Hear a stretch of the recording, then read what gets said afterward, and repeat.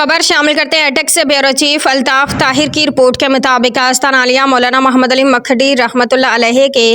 जानशीन मौलवी फतेहद्दीन रहमतुल्लाह अलैहि के फर्जंद और डॉक्टर साजिद महमूद निज़ामी मखडी के छोटे भाई मोहम्मद जाहिद महमूद बानी सरबराह करने स्कूल एंड कॉलेज अंजरा की शादी खानाबादी मखड शरीफ में बखैर खूबी अंजाम पजीर हुई। गुज़श्ता रोज़ दावत वलीमा दी गई। पाकिस्तान भर के माहिदीन कायदीन तालीमी सियासी समाजी दीनी हलकों से मुंसलिक चेदा शख्सियात ने शिरकत की,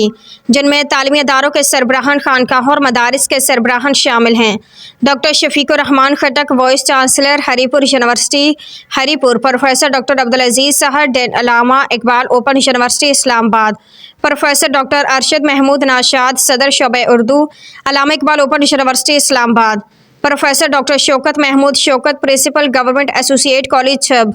professor Mubashar Hussain government associate college Jand, doctor Zaheer Abbas government high school Tarab, doctor Mohammad Umar Khattak सरबराह शोबा चश्म डिस्ट्रिक्ट हेडक्वार्टर अस्पताल अटक, डॉक्टर हारून नवाज अंशरा, डॉक्टर ताहिर जमाल खटक व दिगर शामिल हैं।